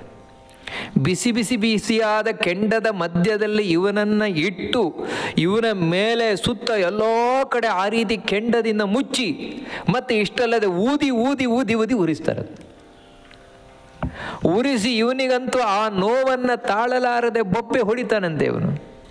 ಅಷ್ಟು ಮಾತ್ರ ಅಲ್ಲ, ಇನ್ನು ಹೇಳ್ತಾರೆ ಕೇಚಿತ್ ಘೃತಮಯೇ ಪಾಕೆ ತೈಲಪಾಕೆ ತಥಾ ಪರೇ ಕಟಾಹ ಕ್ಷಿಪ್ತವಟವತ್ ಪ್ರಕ್ಷಿಪ್ಯಂತೆ ಯತಸ್ತತಃ.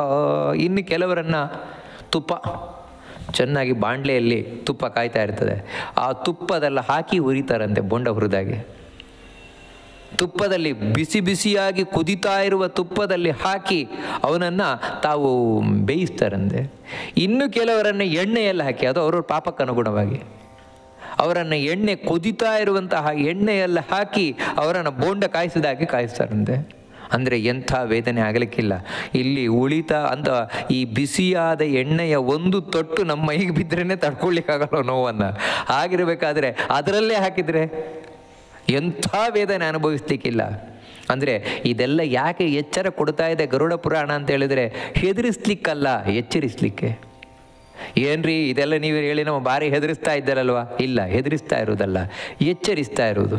ಪಾಪ ಮಾಡಬೇಡಿ, ಅಧರ್ಮ ಮಾಡಬೇಡಿ, ದುರಾಚಾರ ಮಾಡಬೇಡಿ. ಯಾಕಂತೇಳಿದರೆ ಮುಂದೆ ಇಂಥ ಕಷ್ಟ ಇದೆ. ಅದರ ಎಚ್ಚರಿಕೆಗೋಸ್ಕರ ಈ ಪ್ರೇತಕಾಂಡ ಬಂದಿರುವಂಥದ್ದು. ಅದಕ್ಕೆ ಹೇಳಿದ್ದು ಯಾರೋ ಸತ್ತಾಗ ಕೇಳುವುದಲ್ಲ ಇದು, ಮತ್ತು ಯಾವಾಗಲೂ ಕೇಳಬೇಕಾದದ್ದು. ಅದರಿಂದ ಏನಂದರೆ ಮನುಷ್ಯನಿಗೆ ಧರ್ಮ ಮಾರ್ಗದಲ್ಲಿ ಹೋಗಲಿಕ್ಕೆ ಸಾಧ್ಯವಾಗತ್ತೆ, ಅಧರ್ಮ ಮಾರ್ಗದಿಂದ ಹಿಂದೆ ಬರಲಿಕ್ಕೆ ಸಾಧ್ಯವಾಗತ್ತೆ. ಇಲ್ದಿದ್ರೆ ಗೊತ್ತೇ ಇಲ್ದಿದ್ರೆ ಪಾಪ ಮಾಡ್ತಾನೆ ಇರ್ತಾನಲ್ವ. ಆ ಕಾರಣದಿಂದಾಗಿ ಅಷ್ಟು ಮಾತ್ರ ಅಲ್ಲ, ಇನ್ನು ಹೇಳ್ತಾರೆ, ಕೇಚಿನ್ಮತ್ತ ಗಜೇಂದ್ರಾಣ ಕ್ಷಿಪ್ಯಂತೆ ಪುರತಪ್ಪತಿ. ಕೆಲವರನಂತೂ ಕೂಡ ಈ ಮದಭರಿತವಾದ ಆನೆ, ಬರೀ ಆನೆ ಅಲ್ಲ, ಮತ್ತೇನೆಂದರೆ ಅದಕ್ಕೆ ಮತ್ತೆ ಬೇರೆ ಬಂದುಬಿಟ್ಟಿದೆ. ಈ ಮದಭರಿತವಾದ ಆನೆಯ ಕೆಳಗೆ ತೊಗೊಂಡೋಗಿ ಹಾಕ್ತಾರಂತೆ. ಅದು ಹೇಗೆ ಅಂತ ಹೇಳಿದ್ರೆ ಹಾಗೆ ಅಲ್ಲ, ಯಾಕಂದರೆ ಹಾಗೆ ಹಾಕಿದ್ರು ಓಡೋಗ್ಬೋದಲ್ವ, ಅದಕ್ಕೆ ಇವನ ಕೈ ಕಾಲನ್ನು ಕಟ್ಟಿ ಹಾಕಿ ಹಾಕ್ತಾರಂತೆ. ಅದು ಹಾಗೆ ಅಲ್ಲ, ಅವನನ್ನು ಮೇಲಿಗೆ ಕೆಳಮುಖ ಮಾಡಿ ಅವನನ್ನು ಹಾಕ್ತಾರಂತೆ ಆನೆಯ ಮೇಲೆ ಎದುರಿಗೆ. ಆನೆ ತುಳಿದು ಇಡ್ತದಂತೆ ಅವನನ್ನು. ಒಂದು ಸಲ ತುಳಿದ್ರೇ ಸಾಕಾನೆ. ಈ ರೀತಿ ನಾನು ಅನುಭವಿಸ್ತಾನೆ ಅಂತ ಹೇಳ್ತಾರೆ. ಇನ್ನು ಕ್ಷಿಪ್ಯಂತೆ ಕೇಪಿ ಕೂಪೇಶು ಪಾತ್ಯಂತೆ ಕೇಪಿ ಪರ್ವತಾತ್. ಕೆಲವರನ್ನು ದೊಡ್ಡ ಬೆಟ್ಟದಿಂದ ಕೆಳಗೆ ಬೀಳಿಸ್ತಾರಂತೆ, ಕೆಲವರನ್ನು ಬಾವಿಯಲ್ಲಿ ತಗೊಂಡೋಗಿ ದೂಡ್ತಾರಂತೆ. ಇನ್ನು ಕೆಲವರನ್ನಂತೂ ಕೂಡ ಒಂದು ಗುಂಡಿ, ಆ ಗುಂಡಿಯಲ್ಲಿ ತೊಗೊಂಡು ಹಾಕ್ತಾರಂತೆ. ಅದು ಏನು ಅಂತ ಹೇಳಿದ್ರೆ ಅಲ್ಲಿ ಎಲ್ಲ ಕ್ರಿಮಿ ಕೀಟಗಳೆಲ್ಲ ಸೇರ್ಕೊಂಡಿರ್ತಾವಂಥದ್ದು. ಇಂಥದ್ದೆಲ್ಲ ಇದನ್ನು ಇಲ್ಲಿ ಗರುಡ ಪುರಾಣ ಮಾತ್ರ ಹೇಳುವುದಲ್ಲ, ಭಾಗವತವೂ ಕೂಡ ವರ್ಣನೆ ಕೊಡುತ್ತದೆ. ನರಕಗಳ ಬಗ್ಗೆ ವರ್ಣನೆ ಏನು ಕೊಡ್ತಾ, ಅದು ವಿಶೇಷವಾದ ನರಕಗಳ ವರ್ಣನೆ ಕೊಡುತ್ತದೆ. ಇವಾಗ ನೋಡಿ, ಉದಾಹರಣೆ ಹೇಳುವುದಾದರೆ, ಇಲ್ಲಿ ಯಾರು ತಂದೆ ತಾಯಂದಿರಿಗೆ ದ್ರೋಹ ಮಾಡಿರ್ತಾರೆ ಅಂಥವರಿಗಾಗಿ ಒಂದು ನರಕ ಇದೆ. ಅದೇನು ಅಂತ ಹೇಳಿದರೆ, ಒಂದು ತಾಮ್ರದ ಹಾಳೆ, ಅದು ಮೈಲಿಗಟ್ಟಲೆ ಇರುವ ಹಾಳೆ, ಕೆಂಪಾಗೆ ಕಾದಿರ್ತದಂತೆ. ಅದರ ಮೇಲೆ ಇವನನ್ನು ಬಿಟ್ಬಿಡ್ತಾರಂತೆ. ಇವನಲ್ಲಿ ಒದ್ದಾಡಿ ಎಲ್ಲೂ ಹೋದರೂ ಬಿಸಿ ಬಿಸಿ ಬಿಸಿ ಬಿಸಿ. ಇಲ್ಲಿ ಯಾರು ಕಂಡು ಹೆಣ್ಣು ಮಕ್ಕಳನ್ನು ಹಾಳು ಮಾಡ್ತಾ ಇದ್ದ, ಆ ಹೆಣ್ಮಕ್ಳನ್ನು ಹಾಳು ಮಾಡಿದ್ದೇ ಕೆಲಸ. ಅಂಥವನಿಗಾಗಿ ಒಂದು ನರಕ ಇದೆ ಅಂತ ನೋಡಿ. ಅಲ್ಲೇನು ಅಂತ ಹೇಳಿದ್ರೆ, ಚಂದವಾದ ಒಂದು ಹುಡುಗಿ, ಆ ಹುಡುಗಿಯ ಲೋಹದ ಗೊಂಬೆ. ಅದೇನೆಂದರೆ, ಈ ಪಾಪಿ ಬಂದು ಕೂಡಲೇ ಕೆಂಪಗೆ ಕಾಯ್ತದಂತೆ. ಕೆಂಪಗೆ ಕಾದು ತಾನು ಬಿಸಿ ಬಿಸಿಯಾಗಿರ್ತದಂತೆ. ಹೋಗಿ ಅಪ್ಪು ಅಂತ ಹೇಳ್ತಾರಂತೆ. ಹೋಗಿ ಅಪ್ಪುಗೋ, ಲೋಕದಲ್ಲಿ ಅಪ್ಕೊಂಡಿಯಲ್ಲ, ಭೂಲೋಕದಲ್ಲಿ ಕಣ್ಣು ಹೆಣ್ಮಕ್ಳನ್ನ ಹಾಳು ಮಾಡಿದೆಯಲ್ವ, ಅಪ್ಪುಗೋ ಅಂತ. ಇವನು ನೋಡಿಯೇ ಗಡಗಡ ನಡುಗ್ತಾನಂತೆ, ಬಲವಂತವಾಗಿ ಅಪ್ಪಿಸ್ತಾರಂತೆ. ಇವನು ತಾಳಲಾರದ ವೇಳೆಯಿಂದ ಒದ್ದಾಡ್ತಾನೆ. ಅದೇನು ಒಂದು ಸಲ ಅಲ್ಲ, ಮತ್ತು ಸಾವಿರಾರು ಬಾರಿ ಅಪ್ಕೊಂಡೇ ಇರಬೇಕು ಆ ಪ್ರತಿಮೆಯನ್ನು. ಹೇಗಾಗಲಿಕ್ಕಿಲ್ಲ ಅವನಿಗೆ, ಆ ಕೆಂಪಗೆ ಕಾದ ಪ್ರತಿಮೆಯನ್ನು. ಹೀಗೆ ನಾನಾ ವಿಧವಾದ ನರಕಗಳಿದೆ, ಒಂದಲ್ಲ ಎರಡಲ್ಲ. ಇನ್ನು ಕೆಲವೆಂಥದ್ದು ಅಂತ ಹೇಳಿದ್ರೆ, ಒಂದು ಸಣ್ಣ ಪುಟ್ಟ ನರಕ ಆದರೂ ಕೂಡ ವೇದನೆ ಹೆಚ್ಚೆ. ಇಲ್ಲಿ ಯಾರು ಈ ಕೀಟಗಳೆಂದರೆ, ಈ ಪಾಪಗಳೆಲ್ಲ ಅನೇಕ ಪಾಪಗಳಿದೆ. ಕ್ಷುದ್ರ ಪಾಪ, ಮಹಾಪಾಪ, ಉಪಪಾಪಕ, ಈ ರೀತಿಯಲ್ಲ. ಇಲ್ಲಿ ಯಾರು ಸೊಳ್ಳೆಯನ್ನೆಲ್ಲ ಸುಮ್ಮನೆ ಕೊಂದಿರ್ತಾರೆ. ಸೊಳ್ಳೆ ಕೊಲ್ಲುವುದು, ನೊಣ ಕೊಲ್ಲುವುದು, ತಿಗಣೆ ಕೊಲ್ಲುವುದು ಅಂತ ಹೇಳಿದ್ರೆ, ವಾಸ್ತವಿಕವಾಗಿ ನಮಗೆ ಉಪದ್ರವ ಕೊಡುವುದಾಗಿದ್ದರೆ ಕೊಲ್ಲುವುದು ತಪ್ಪಲ್ಲ. ನಮಗೆ ಉಪದ್ರವ ಕೊಡದೇ ಇದ್ದರೂ ಕೂಡ ಅವುಗಳ ಪಾಡಿಗೆ ಎಲ್ಲೋ ಇರ್ತವೆ. ಯಾಕಂದರೆ ಪ್ರಪಂಚದಲ್ಲಿ ನನಗೆ ಮಾತ್ರ ಬದುಕಲಿಕ್ಕಿರುವುದಲ್ಲ ಹಕ್ಕು, ಎಲ್ಲವಕ್ಕೂ ಇದೆ. ಅದಕ್ಕೋಸ್ಕರ ನಮಗೆ ಉಪದ್ರವ ಕೊಡದಂತೆ ಅವುಗಳ ಪಾಡಿಗೆ ಅವರು ಇರ್ಬೋದಲ್ವ, ಹಾಗಲ್ಲ. ಮತ್ತೇನೆಂದರೆ ಅಲ್ಲೂ ಹೋಗಿ ಉಪದ್ರ ಕೊಡೋದು ಅವುಗಳಿಗೆ. ಈ ರೀತಿ ಮಾಡಿದವನಿಗೆ ನರಕ ಕಾದಿದೆ. ಏನಂದರೆ, ಒಂದು ಕೋಣೆಯಲ್ಲಿ ಹಾಕ್ಬಿಡ್ತಾರಂತೆ. ಅಲ್ಲೇನು ಅಂತ ಹೇಳಿದ್ರೆ, ಅಲ್ಲಿ ಬರೀ ಇದೇ ಇರುವುದು, ಸೊಳ್ಳೆ ತಿಗಣೆ ಇವೇ ಇರುವುದು. ಅದು ಇವನನ್ನು ಕಚ್ಚಿ ಕಚ್ಚಿ ಕಚ್ಚಿ ಕಚ್ಚಿ ಇಡ್ತಾವಂತೆ. ನೋಡಿ, ಇದು ಒಂದು ನರಕ. ಇಂಥ ನಾನಾ ವಿಧವಾದಂಥ ನರಕಗಳು. ವಜ್ರತುಂಡೇರ್ ಮಹಾಕಾಕೈ ಗೃಧ್ರೈ ಆಮಿಷಗೃಧ್ನಭಿ ನಿಷ್ಕುಷ್ಯಂತೆ ಶಿರೋದೇಶೆ ನೇತ್ರೇ ವಾಪ್ಯೇ ಆಚ್ಯೇವ ಕಂಚಂಚುಭಿ. ಇನ್ನು ಕೆಲವು ಕಡೆ ಯಾವ ರೀತಿ ಅಂತ ಹೇಳಿದ್ರೆ, ಪಕ್ಷಿಗಳು, ಭಯಂಕರವಾದ ಪಕ್ಷಿಗಳು, ಅವುಗಳ ಕೊಕ್ಕೋ ಒಳ್ಳೆ ವಜ್ರದಂತಿದೆಯಂತೆ. ಅವುಗಳ ಉಗುರು, ಅವುಗಳಿಂದ ಬಂದು ಇವನನ್ನು ಕುಕ್ಕಿ ಕುಕ್ಕಿ ಕುಕ್ಕಿ ಇಡ್ತಾವಂತೆ. ಅವ ಉಗುರಿನಿಂದ ಇವನ ಮಾಂಸವನ್ನು ಪರಚಿ ಕಿತ್ತು ಇಡ್ತಾವಂತೆ. ಆ ವೇದನೆ ತಡಿಲಿಕ್ಕಾಗದ ಒದ್ದಾಗ್ತಾನೆ ಇವನು. ಋಣಂ ವೈ ಪ್ರಾರ್ಥಯಂತ್ಯನ್ಯೇ ದೇಹಿ ಧನಂ ಮಮ ಯಮಲೋಕೆ ಮಯಾ ದೃಷ್ಟೋ ಧನಂ ಮೇ ಭಕ್ಷಿತಂ ತ್ವಯಾ. ಇಷ್ಟ ಆಗಬೇಕಾದ್ರೆ ಇಷ್ಟೆಲ್ಲ ಕಷ್ಟ ಅನುಭವಿಸ್ಕೊಟ್ಟಿದ್ದಾನೆ. ಇವನು ಪಕ್ಕದ ಪಾಪಿ, ಅವನು ಪಾಪಿಯೇ. ಅವನು ಯಾರು ಅಂದರೆ ಇವನಿಗೆ ಸಾಲ ಕೊಟ್ಟವನು. ನೋಡಿ, ಅಲ್ಲಿ ಸಿಕ್ಕಿಬಿಟ್ಟ. ಸಿಕ್ಕಿದ ಕೂಡಲೇ, ನೀನು ನನ್ನ ಹತ್ರ ಸಾಲ ತೊಗೊಂಡಿದ್ಯಲ್ವಾ, ಸಾಲ ಕೊಡು ಅಂತ ಅಲ್ಲಿ ಕೇಳಲಿಕ್ಕೆ ಶುರು ಮಾಡ್ತಾನೆ. ಅವಾಗ ಇವನು ಹೇಳ್ದ, ಈ ಸಾಲ ಎಲ್ಲಿ ಮಾರಾಯ, ಎಲ್ಲ ಅಲ್ಲೇ ಬಿಟ್ಟು ಬಂದೆ. ಒಂಚೂರು ದುಡ್ಡು ತರಲಿಲ್ಲ, ಎಲ್ಲ ದುಡ್ಡು ಅಲ್ಲೇ ಬಿಟ್ಟು ಬಂದೆ. ಇಲ್ಲೇನು ತರಲಿಲ್ಲ, ದಮ್ಮಯ್ಯ ನಾನೇ ಇಲ್ಲಿ ಕಷ್ಟ ಅನುಭವಿಸ್ತಾ ಇದ್ದೇನೆ, ಇಲ್ಲಿ ನನಗೆ ಮತ್ತೆ ನೀನೇನು ಕೇಳಲಿಕ್ಕೆ ಬರಬೇಡ, ಅದೆಲ್ಲ ಇಲ್ಲ. ಅಲ್ಲಂತೂ ನನಗೆ ಕೊಡದೆ ಮೋಸ ಮಾಡಿಬಿಟ್ಯ, ಇಲ್ಲಿ ನಾನು ಬಿಡೋದಿಲ್ಲ, ಸಿಕ್ಕಿದಾಗ ಬಿಡಲ್ಲ, ಕೊಡು, ನನ್ನ ಸಾಲ ಕೊಡು ಅಂತ ಇವನು ಹೇಳಿದ್ರೆ ಅವನು ಕೊಡಲಿಕ್ಕೆ ಏನಿಲ್ಲ ನನ್ನ ಹತ್ರ ಅಂತ. ಆಗ ಯಮಭಟರು ಮಧ್ಯೆ ಪ್ರವೇಶ ಮಾಡ್ತಾರಂತೆ. ಏನಪ್ಪ, ಏನು ನಿಮ್ಮದೇನು ಗಲಾಟೆ? ನೋಡಿ, ಇವ್ ನನ್ನ ಹತ್ರ ಸಾಲ ತೊಗೊಂಡಿದ್ದಾನೆ, ಕೊಟ್ಟೇ ಇಲ್ಲ. ಹೌದಾ, ಸಾಲ ತೊಗೊಂಡಿದ್ದ? ಹೌದಾ, ಹೌದು. ಯಾಕಂದ್ರೆ ಅಲ್ಲೂ ಸುಳ್ಳು ಹೇಳಿದರೆ, ಯಾಕಂದ್ರೆ ಈಗ ಎಲ್ಗೆ ಸುಳ್ಳು ಹೇಳಿದರೆ ಅದು ಶಿಕ್ಷೆ ಅನುಭವಿಸ್ತಾನೇ ಇದ್ದಾನೆ.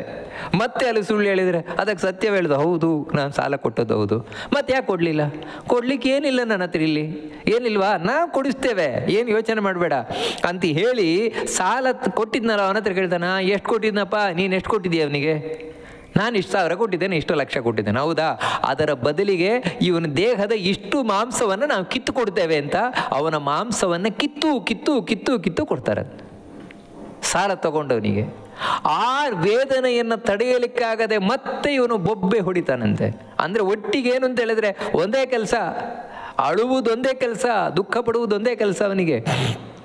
ನರಕ ದುಃಖ ಬಹುಲಾಹ ಏವಂ ಸಂತಾಡ್ಯತಾನ್ ದೂತಾಃ ಸಂಕುಷ್ಯ ಯಮಶಾಸನಾತ್ ತಾಮಿಸ್ರಾದಿಷು ಘೋರೇಷು ಕ್ಷಿಪ್ಯಂತೆ ನರಕೇಶು ಚ. ಇದು ಪ್ರಾರಂಭದ ಅವಸ್ಥೆ. ಇಷ್ಟು ಅವನಿಗೆ ಶಿಕ್ಷೆಯನ್ನು ಕೊಟ್ಟು ಆಮೇಲೆ ಸ್ಪೆಷಲ್ ನರಕಗಳಿಗೆ ತಗೊಂಡೋಗಿ ಹಾಕ್ತಾರಂತೆ.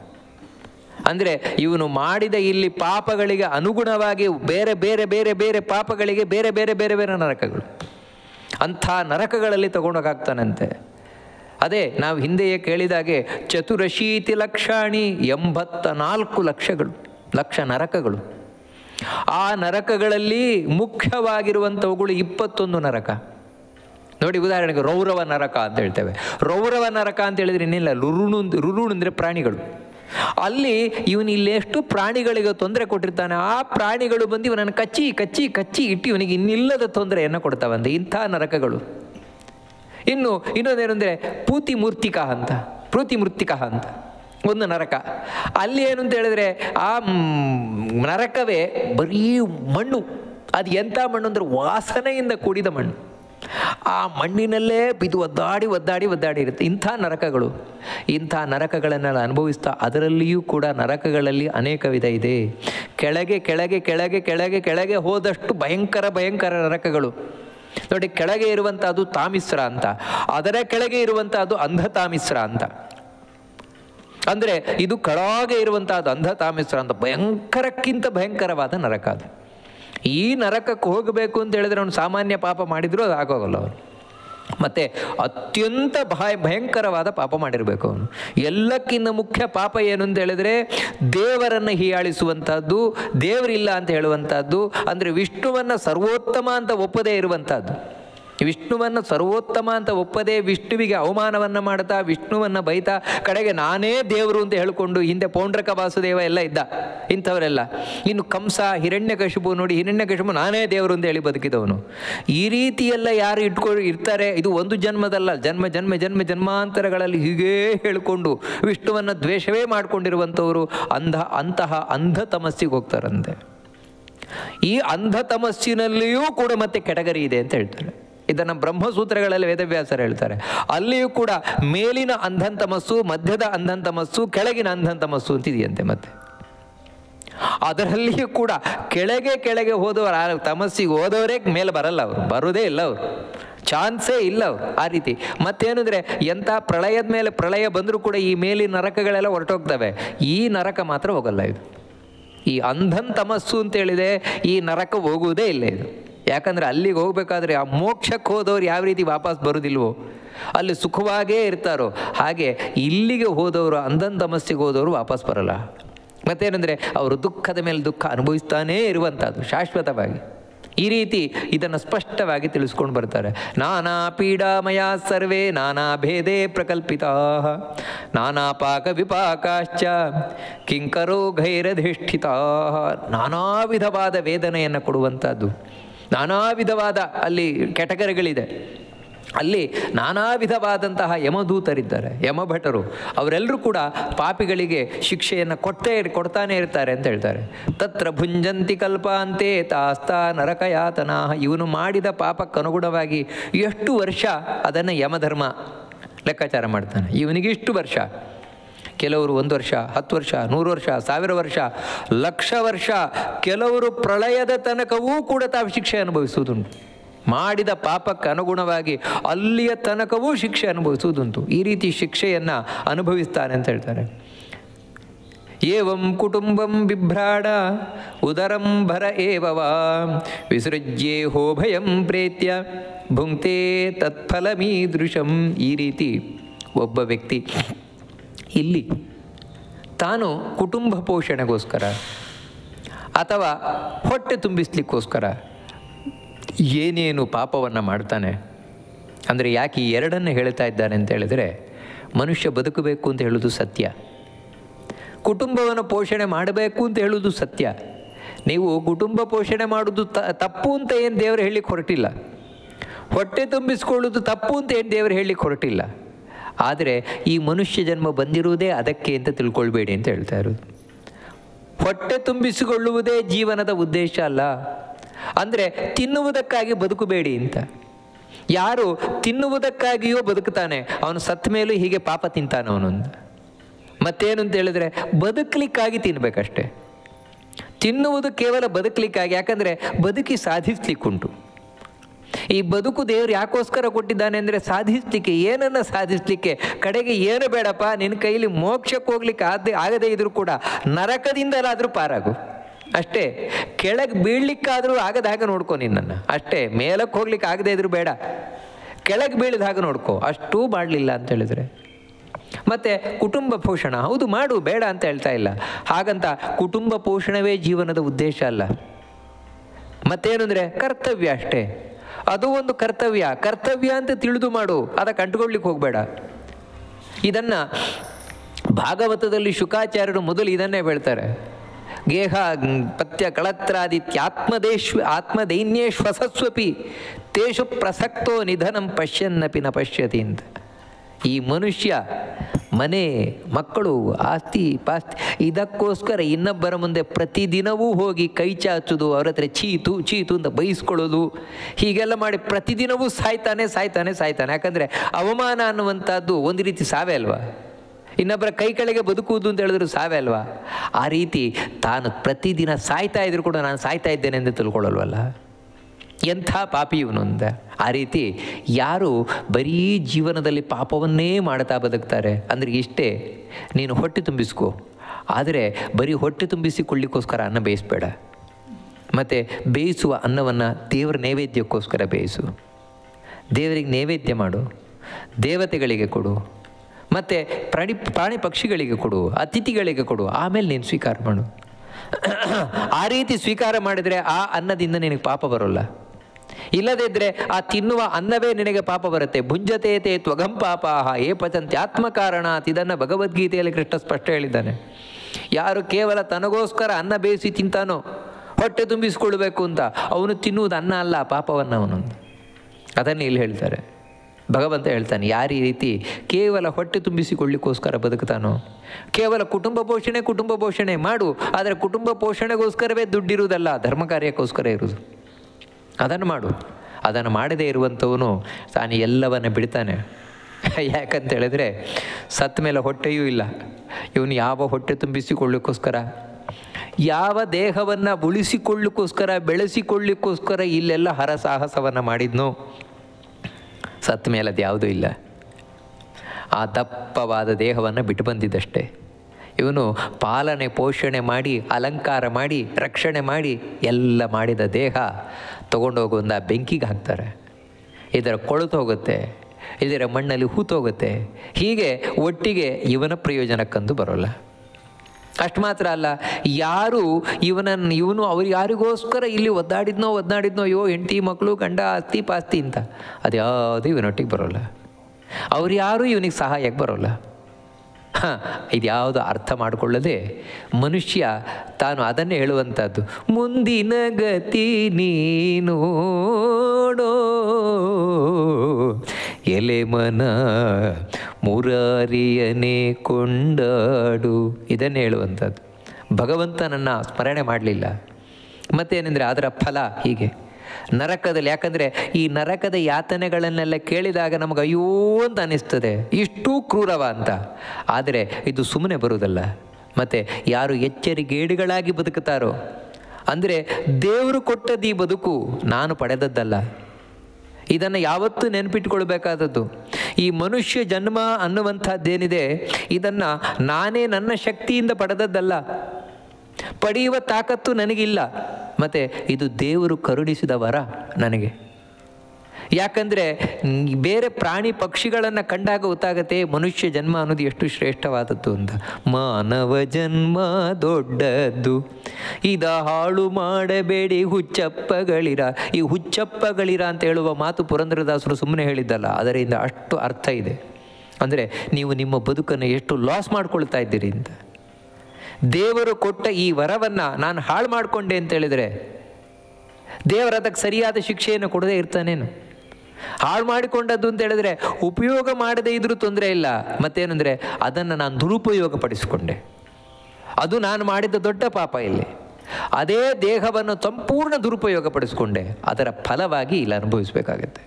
ಇದನ್ನು ಯಾವತ್ತೂ ಹಾಗೆ ಅಲ್ವಾ? ನಮ್ಗೆ ಕೊಟ್ಟ ಒಂದು ಫೆಸಿಲಿಟಿಯನ್ನು ನಾವು ದುರುಪಯೋಗ ಪಡಿಸ್ಕೊಂಡು ಅಂತ ಹೇಳಿದರೆ ನಮಗೆ ಪನಿಷ್ಮೆಂಟ್ ಸಿಗಲೇಬೇಕಲ್ವ? ಸಿಗತ್ತಲ್ವ? ಆ ರೀತಿ ಅಷ್ಟೇ ಇಲ್ಲಿ. ಅದನ್ನು ಭಗವಂತ ಹೇಳ್ತಾನೆ, ಏಕ ಪ್ರಪದ್ಯತೆ ಧ್ವಾಂತಂ ಹಿತ್ವೇದಂ ಸ್ವಂ ಕಲೇವರಂ ಕುಶಲೇತರ ಪಾಥೇಯೋ ಭೃತದ್ರೋಹೇಣ ಯದ್ಭೃತಂ. ಮನುಷ್ಯ ಒಬ್ಬನೇ ದಾರಿಯಲ್ಲಿ ಬರುವುದು.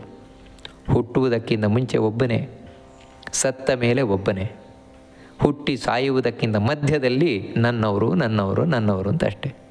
ಅದಕ್ಕೆ ಹೇಳ್ತಾರೆ ಏಕ ಪ್ರಪತ್ಯತೆ ಧ್ವಾಂತಂ. ಈ ದಾರಿಯಲ್ಲಿ ಒಬ್ಬನೇ ಬರ್ತಾನೆ, ಎಲ್ಲವನ್ನ ಬಿಟ್ಟು ಕಡೆಗೆ ಎಲ್ಲಿವರೆಗೆ ಅಂದರೆ ನಾನು ನಾನು ನಾನು ನಂದು ನಂದು ಅಂತ ಹೇಳ್ತಾ ಇದ್ದ ದೇಹವನ್ನೂ ಕೂಡ ಬಿಟ್ಟು ಬರ್ತಾನೆ. ಈ ದಾರಿ ಕುಶಲವೇ ಇಲ್ಲದ ದಾರಿ ಹೇಳಿಬಿಡ್ತಾನೆ ಭಗವಂತ. ಅಂದರೆ ಸುಖ ಇಲ್ಲದ ದಾರಿ, ಇದು ದುಃಖಭರಿತವಾದ ದಾರಿ. ಈ ದಾರಿಯಲ್ಲಿ ಬಂದ ಅಂತ ಹೇಳಿದ್ರೇ ಇವನು ಸಿಕ್ಕಾಪಟ್ಟೆ ದ್ರೋಹ ಮಾಡಿದ್ದಾನೆ ಅಂತಲೇ ಅರ್ಥ. ಅಂದರೆ ಮಾಡಬಾರದ ಪಾಪ ಎಲ್ಲಕ್ಕಿಂತ ದೊಡ್ಡ ದ್ರೋಹ ದೇವರಿಗೆ ಮಾಡಿದ್ದು. ನೋಡಿ, ಅದೇ ದೇವರಿಗೆ ಮಾಡಿದ ದ್ರೋಹವೇ ಎಲ್ಲವೂ ನಮಗೆ ಈ ರೀತಿ ಕಾಡುತ್ತದೆ. ದೈವೇನ ಸಾಧಿತಂ ತಸ್ಯ ಶಮಲಂ ನಿರಯೇ ಪುಮಾನ್ ಭುಂಕ್ತೆ ಕುಟುಂಬ ಪೋಷಸ್ಯ ಹೃತದ್ರವ್ಯ ಇವಾತುರಃ. ಹೀಗೆ ಭಗವಂತನ ಅನುಗ್ರಹದಿಂದ ದೊರೆತ ಈ ಶರೀರವನ್ನು ಹಾಳು ಮಾಡಿಕೊಂಡು ನರಕದಲ್ಲಿ ಇನ್ನಿಲ್ಲದ ಶಿಕ್ಷೆಯನ್ನು ಅನುಭವಿಸ್ತಾನೆ. ಹೇಗೆ ಅಂತೇಳಿದರೆ, ಕಳ್ಳತನ ಮಾಡಿದಂತಹ ಕಳ್ಳ ಯಾವ ರೀತಿ ಜೈಲಿನಲ್ಲಿ ಶಿಕ್ಷೆಯನ್ನು ಅನುಭವಿಸ್ತಾನೋ ಅದಾದರೂ ಆಗಬಹುದು, ಅದಕ್ಕಿಂತಲೂ ಹೆಚ್ಚು. ಯಾಕಂತೇಳಿದ್ರೆ ದೇವರು ಕೊಟ್ಟ ಈ ದೇಹವನ್ನು ಕಳ್ಳತನ ಮಾಡಿದವನು, ಅಂದರೆ ಉಪಯೋಗಪಡಿಸ್ಕೊಳ್ಳಿಲ್ಲ ಅಂದರೆ ಕಳ್ಳತನವೇ ಅಲ್ವಾ? ಅದಕ್ಕೆ ಈ ರೀತಿ ಅನುಭವಿಸ್ತಾನೆ. ಅದು ವಿಶೇಷವಾಗಿ ಕೇವಲ ಕುಟುಂಬ ಭರಣ, ಕುಟುಂಬ ಪೋಷಣ. ಅಂದರೆ ಧರ್ಮ ಇಲ್ಲ, ನ್ಯಾಯ ಇಲ್ಲ, ದೇವರಿಲ್ಲ, ಏನೂ ಇಲ್ಲ. ಮತ್ತೇನು ಅಂತ ಹೇಳಿದ್ರೆ ಬರೀ ಫ್ಯಾಮಿಲಿ ಫ್ಯಾಮಿಲಿ ಫ್ಯಾಮಿಲಿ. ಅಂದರೆ ಇದ್ಯಾರಿಗೆ ಅಂದರೆ ರಾಜಸ ಜೀವರನ್ನು ಕುರಿತು ವಿಶೇಷವಾಗಿ ಇಲ್ಲಿ ಹೇಳ್ತಾ ಇರುವಂಥದ್ದು. ಬರೀ ಫ್ಯಾಮಿಲಿಗೆ ಅಂಟ್ಕೊಂಡಿರುವುದು, ಅಟ್ಯಾಚ್ಮೆಂಟ್. ಆ ಅಟ್ಯಾಚ್ಮೆಂಟಿನ ಫಲ ಇದು. ಯಾರು ಜೀವನವನ್ನು ಫ್ಯಾಮಿಲಿಯನ್ನು ಅತಿಯಾಗಿ ಹಚ್ಚಿಕೊಳ್ತಾರೋ ಅಂಥವ್ರು ಈ ರೀತಿ ಶಿಕ್ಷೆಯನ್ನು ಅನುಭವಿಸಬೇಕಾಗ್ತದೆ. ಕೇವಲೇನ ಹ್ಯಧರ್ಮೇಣ ಕುಟುಂಬ ಭರಣೋತ್ಸುಕ ಯಾತಿ ಜೀವೋ ಧತಾಮಿಸ್ರಂ ಚರಮಂ ತಮಸಪ್ಪರಂ. ಯಾರು ಈ ರೀತಿ ಕೇವಲ ಅಧರ್ಮದಿಂದ ಕುಟುಂಬ ಪೋಷಣವನ್ನು ಮಾಡ್ತಾನೆ, ಕೇವಲ ಅಧರ್ಮ. ಯಾಕೆ ದೇವರು ಕೇವಲ ಅಧರ್ಮ ಅಂತ ಹೇಳ್ತಾನೆ ಅಂದರೆ, ಅಲ್ಲ, ಅಧರ್ಮ ಮಾಡ್ಬೋದು ಎಲ್ಲರೂ, ಯಾಕಂದರೆ ಎಲ್ಲರೂ ಧರ್ಮ ಮಾರ್ಗದಲ್ಲೇ ಇರ್ತಾರೆ ಅಂತಲ್ಲ. ಆದರೆ ನಾವು ಮಾಡುವ ಸ್ವಲ್ಪ ಧರ್ಮವೂ ಕೂಡ ನಮ್ಮ ಎಷ್ಟೋ ಅಧರ್ಮವನ್ನು ಕಳೆದು ಬಿಡ್ತದೆ, ಅಷ್ಟು ಶಕ್ತಿ ಇದೆ ಅದಕ್ಕೆ. ಆದರೆ ಅಷ್ಟೂ ಒಂದು ಚೂರು ಧರ್ಮವನ್ನೇ ಮಾಡೋದಿಲ್ಲ, ಮತ್ತು ಅಧರ್ಮವನ್ನೇ ಮಾಡಿ ಬದುಕುವುದು. ಯಾಕಂತ ಹೇಳಿದ್ರೆ ಹಿರಣ್ಯಕಶಿಪುವಿನಾಗೆ, ಕಂಸನಾಗೆ, ಇಂಥವರೆಲ್ಲ ಏನು ಅಂತ ಹೇಳಿದ್ರೆ ಕೆಟ್ಟದ್ದನ್ನೇ ಮಾಡಿ ಬದುಕಿದವರು. ಅದರಿಂದಾಗಿ ಏನು ಅಂತ ಹೇಳಿದ್ರೆ ಅವನು ಘೋರಾತಿ ಘೋರ ನರಕಗಳನ್ನು ಹೋಗಿ ಸೇರ್ತಾರೆ. ಹೋಗಿ ಸೇರುವುದು ಮಾತ್ರ ಅಲ್ಲ, ಆಮೇಲೆ ಅಲ್ಲಿ ನಾನಾ ವಿಧವಾದ ಶಿಕ್ಷೆಯನ್ನು ಅನುಭವಿಸಿ ಎಷ್ಟು ಪಾಪ ಅಲ್ಲಿ ತೀರಿಸಿಕೊಳ್ಬೋದು ಅಷ್ಟು ಪಾಪವನ್ನು ತೀರಿಸಿಕೊಂಡು ಮತ್ತು ಉಳ್ಕೊಂಡಿರ್ತದಂತೆ. ಆಮೇಲೆ ಇಲ್ಲಿ ಹುಟ್ಟು ಬರ್ತಾರೆ ಅಂತ ಹೇಳ್ತಾರೆ. ಹೇಗೆ ಅಂತ ಹೇಳಿದ್ರೆ, ಒಂದು ಪಾತ್ರೆಯಲ್ಲಿ ವಿಷ ಇದೆ ಅಂತೇಳಿ ಆ ವಿಷವನ್ನು ಚೆಲ್ಲಿಬಿಟ್ವು, ವಿಷವನ್ನು ಚೆಲ್ಲಿದ್ವು ಅಂತೇಳಿ ಮತ್ತು ಆ ಪಾತ್ರೆಗೆ ಹಾಗೆ ಹಾಲು ಹಾಕ್ಲಿಕ್ಕಾಗತ್ತಾ? ಯಾಕಂದರೆ ಆ ಪಾತ್ರೆಗೆ ಅಂಟ್ಕೊಂಡಿರ್ತದಲ್ವ ವಿಷ, ಮತ್ತು ತೊಳಿಬೇಕಲ್ವ. ಹಾಗೆ ಇವನು ನರಕಾದಿಗಳಲ್ಲಿ ನಾನಾ ವಿಧವಾದ ಶಿಕ್ಷೆಯನ್ನು ಅನುಭವಿಸಿ ಇವನ ಪಾಪವನ್ನು ಕಳ್ಕೊಂಡ್ರು ಮತ್ತೆ ಪಾತ್ರೆ ಗಂಟಿದಾಗೆ ವಿಷಯ ಇದೇ ಇದ್ದಿರ್ತದೆ ಪಾಪ. ಆ ಪಾಪದ ಫಲವಾಗಿ ಇಲ್ಲಿ ನಾನಾ ವಿಧವಾದ ಪಾಪದ ಚಿಹ್ನೆಯನ್ನು ಇಟ್ಟುಕೊಂಡೇ ಹುಟ್ಟು ಬರ್ತಾನೆ ಅಂತ ಹೇಳ್ತಾರೆ. ಅದೇನು ಅದನ್ನು ಮುಂದೆ ತಿಳಿಸ್ತಾನೆ. ಇಲ್ಲಿ ಗರುಡ ಒಂದು ಮತ್ತೆ ಪ್ರಶ್ನೆಯನ್ನು ಕೇಳ್ತಾನೆ, ತುಂಬ ಚಂದವಾದ ಪ್ರಶ್ನೆ. ಸ್ವಾಮಿ, ನೀನು ಇವಾಗ ನಮಗೆ 3 ತಿಳಿಸಿದ್ಯಾ. ಒಂದು ಯಮ ಮಾರ್ಗ, ಆ ಯಮಲೋಕಕ್ಕೆ ಹೋಗಬೇಕಾದ್ರೆ ಸಿಕ್ಕಾಪಟ್ಟೆ ಕಷ್ಟ ಅನುಭವಿಸ್ತಾನೆ. ಮಧ್ಯದಲ್ಲಿ ಒಂದು ವೈತರಣಿ ನದಿ ಹೇಳಿದೆಯಾ, ಅದು ಭಯಂಕರ ಅಂತ. ಆಮೇಲೆ ನರಕದಲ್ಲಿ. ಈ 3 ಇಲ್ಲಿ ಯಾರ್ಯಾರು ಇಲ್ಲಿ ಯಾವ್ಯಾವ ಪಾಪ ಮಾಡಿದಂದರೆ ಸ್ಪೆಸಿಫಿಕ್ ಆಗಿ ಯಾವ್ಯಾವ ಪಾಪ ಮಾಡಿದವರು ಎಲ್ಲೆಲ್ಲಿ ಯಾವ ರೀತಿ ಶಿಕ್ಷೆ ಅನುಭವಿಸ್ತಾರೆ ಅಂತ ಕೇಳಿದ್ದಕ್ಕೆ ಅದಕ್ಕೆ ದೇವರು ಉತ್ತರ ಕೊಟ್ಕೊಂಡು ಹೋಗ್ತಾನೆ. ಇದು ತುಂಬ ಸ್ಪಷ್ಟವಾಗಿ ನಾವು ತಿಳ್ಕೊಳ್ಬೇಕಾದದ್ದು. ಆದರೆ ಇಲ್ಲಿ ಪಾಪ ಅಂತ ಹೇಳಿದರೆ ಯಾವುದು ಅಂತ ವಿಸ್ತಾರ, ಯಾಕಂದರೆ ಮೊದಲು ಭಗವಂತ ಹೇಳಿದ್ದಾನೆ. ಈ ಪ್ರೇತಕಾಂಡ ಶುರುವಾದದ್ದೇ ಹಾಗೆ, ಆದರೆ ಅಲ್ಲೇನಂತ ಹೇಳಿದರೆ ಹೆಡ್ಲೈನ್ಸ್ ಅಂತ ಹೇಳ್ತೇವಲ್ವ, ಆ ರೀತಿ ಮಾತ್ರ ಹೇಳಿದ್ದು ದೇವರು. ಇವಾಗ ಹಾಗಲ್ಲ, ಅದರ ವಿಸ್ತಾರವನ್ನು ಹೇಳ್ಕೊಂಬರ್ತಾನೆ. ಇದು ಯಾಕೆ ಹೇಳ್ತಾನೆ ಅಂತ ಹೇಳಿದ್ರೆ ನಮ್ಮನ್ನೇ ನಾವು ವಿಮರ್ಶೆ ಮಾಡ್ಕೊಳ್ಬೇಕಾದದ್ದು. ನಾವು ಒಂದೊಮ್ಮೆ ತಪ್ಪು ಮಾಡ್ತಾ ಇದ್ರೆ, ಆ ಪಾಪ ಮಾಡ್ತಾ ಇದ್ರೆ ಪಾಪದಿಂದ ಹೊರಗೆ ಬರಲಿಕ್ಕೋಸ್ಕರ ಹೇಳೋದು. ಅದೇನಂತ ಮುಂದೆ ನೋಡೋಣ ಅಂತ ಹೇಳ್ತಾ ಈ ಉಪನ್ಯಾಸವನ್ನು ಮಧ್ವಾಂತರ್ಗತ ಭಗವಂತನಿಗೆ ಅರ್ಪಣೆಯನ್ನು ಮಾಡೋಣ. ಶ್ರೀಕೃಷ್ಣ ಅರ್ಪಣಮಸ್ತು.